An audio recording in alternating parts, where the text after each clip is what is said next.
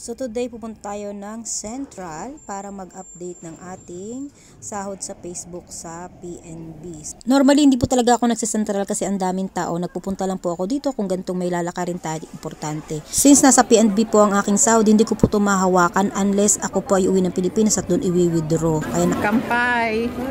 Pautang. At syempre kasama ko si Isay na nangungutang. Thank you.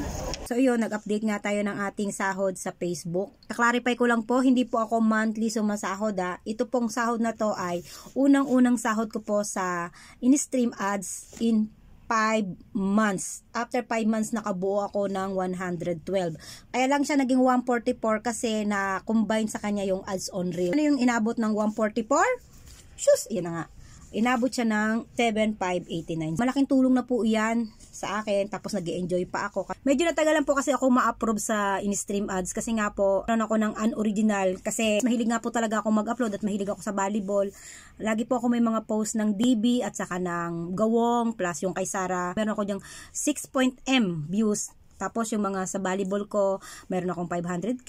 Karami ako nag-viral na video. Yun nga lang ang problema, hindi sa akin. Kaya nung time na na-invite na ako sa in-stream ads, lumabas na yung mga unoriginal ko. At advice nga po ako ni Hyrin Reels na i-delete ko yung mga video hindi sa akin. Pero parang nanghinayang ako. So kaya unang apply ko, reject.